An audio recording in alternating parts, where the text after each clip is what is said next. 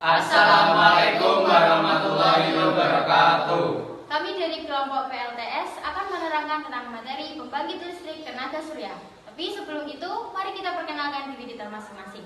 Mulai dari saya, Ajeng Maila Fasya Febriani. Saya Syahida Syahidyanisi. Saya Ramadius. Saya Tegar Arsena Budi Wicaksono. Saya Ardia Talarama Widodo. Dan kita lanjut ke materi yang pertama. Yang pertama, pengertian. Pembangkit listrik tenaga surya adalah pembangkit listrik yang mengubah energi surya menjadi energi listrik. Pembangkit listrik dengan energi surya dapat dilakukan secara langsung menggunakan fotovoltaik atau secara tidak langsung dengan pemusatan energi surya. Fotovoltaik adalah alat yang digunakan untuk mengubah energi cahaya menjadi energi listrik secara langsung menggunakan efek fotolistrik. Yang kedua adalah faktor pemilihan lokasi PLTS. Faktor yang pertama adalah ketersediaan cahaya matahari.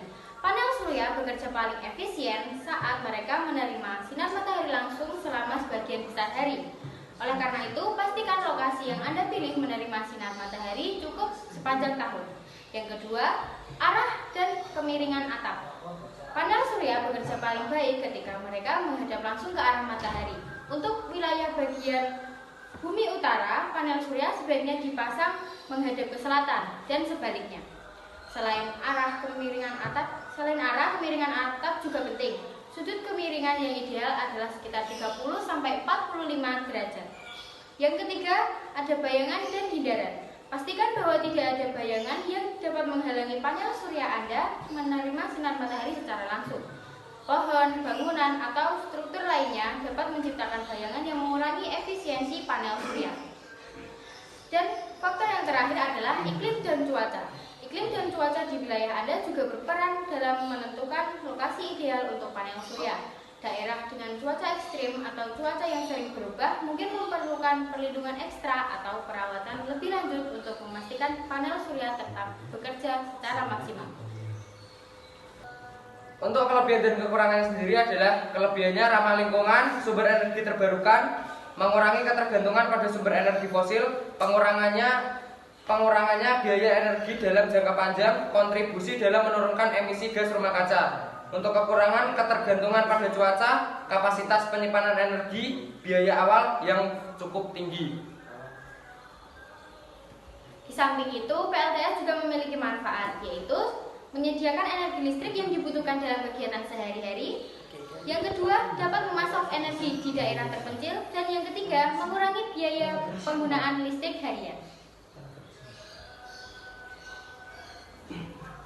Cara kerja PLTS cukup sederhana. Komponen utama dari PLTS terdiri dari sel fotovoltaik. Fungsinya untuk menangkap panas matahari yang bisa diubah menjadi energi listrik. Panas yang telah ditangkap oleh fotovoltaik akan digunakan untuk memanaskan cairan yang setelahnya akan berubah menjadi uap. Uap inilah yang akan dipanaskan dan menghasilkan listrik. Semakin tinggi intensitas radiasi matahari yang mengenai sel fotovoltaik, maka semakin tinggi daya listrik yang dihasilkannya.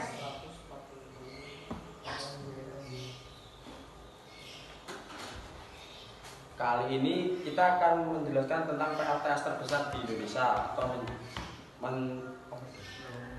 atau menceritakan sejarah PLTS terbesar di Indonesia. Proyek ini dibangun di atas Waduk Cirata seluas 200 hektar, mempunyai kapasitas 145 MWAC dan terdiri dari 13 pulau dengan total luas panel surya sekitar 130 hektar. PLTS Cirata merupakan salah satu PLTS terbesar yang ada di Asia Tenggara.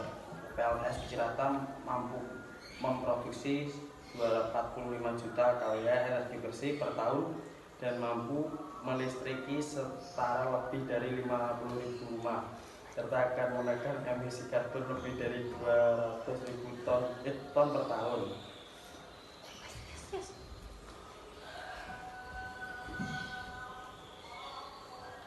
Sekian presentasi dari kelompok kami, kurang lebihnya kami mohon maaf. Bila ada salah kata, wassalamualaikum warahmatullahi wabarakatuh.